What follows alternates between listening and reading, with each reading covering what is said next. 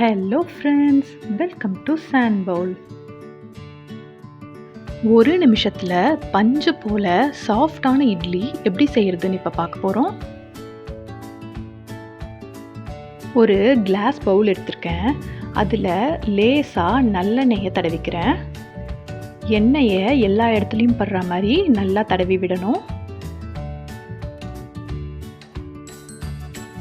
எண்ணெயை நல்லா தடவிட்டேன். இப்போ வீட்டில் அரைச்ச இட்லி மாவை ஒரு கரண்டி சேர்த்துக்கிறேன். நான் வீட்டில் அரைக்கும் போது ஈனோவோ இல்லை சோடாவோ போட்டு மாவு அரைக்க மாட்டேன்.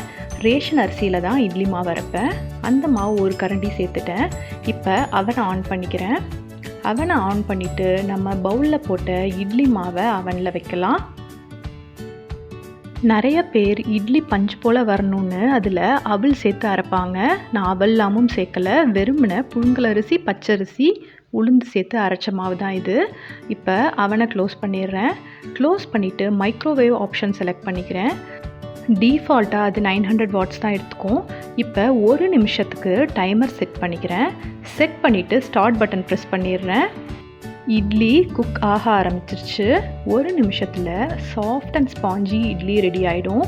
இப்போ நான் உங்களுக்கு காமிக்கணுன்னு ஒரே ஒரு பவுலில் தான் வச்சுருக்கேன். நீங்கள் வேணும்னா ஒரு 5லேருந்து 6 பவுல் வரையும் ப்ளேஸ் பண்ணிக்கலாம். இப்போ ஒரு நிமிஷம் ஆயிடுச்சு. ஓப்பன் பண்ணி பார்த்தா ஆவி பறக்க சுட சுட சாஃப்டான இட்லி ரெடி ஆயிடுச்சு. இந்த இட்லிக்கு நம்ம தண்ணி வைக்கணுன்ற அவசியம் இல்லை. அதுபோல் அவனில் யூஸ் பண்ணுறவங்க இட்லி மவுல்டு தான் யூஸ் பண்ணணுன்ற அவசியம் இல்லை. இப்படி ஒரு கிளாஸ் பாட்டிலோ இல்லை மைக்ரோவேவ் சேஃப் பவுலில் நீங்கள் யூஸ் பண்ணிக்கலாம். இப்போது ஒரு கரண்டியில் லேசாக தண்ணியில் நனைச்சிட்டு இட்லியை எப்போதும் எடுக்கிற மாதிரி எடுக்கிறேன். எடுக்கவே முடியல, அவ்வளோ சாஃப்டாக இருந்தது இட்லி.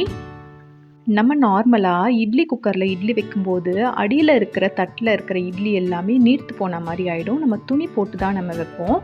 இப்போது இதில் ரொம்பவே இட்லி சாஃப்டாகவும் எந்த தண்ணியும் இல்லாமல் பர்ஃபெக்டாக ரெடி ஆகிடுச்சு. இப்போ பாருங்கள், அவ்வளோ பஞ்சு போல் சாஃப்டாக இருந்தது இட்லி. ஒரு நிமிஷத்தில் நீங்கள் 5லேருந்து 6 இட்லி வரலையும் அவனில் வைக்கலாம். இதை போல் நீங்களும் உங்கள் வீட்டில் ட்ரை பண்ணி பாருங்கள். இதை போல் இன்னும் நிறையா மைக்ரோவேவ் ஹேக்ஸ் நான் சேனலில் அப்லோட் பண்ணுறேன்.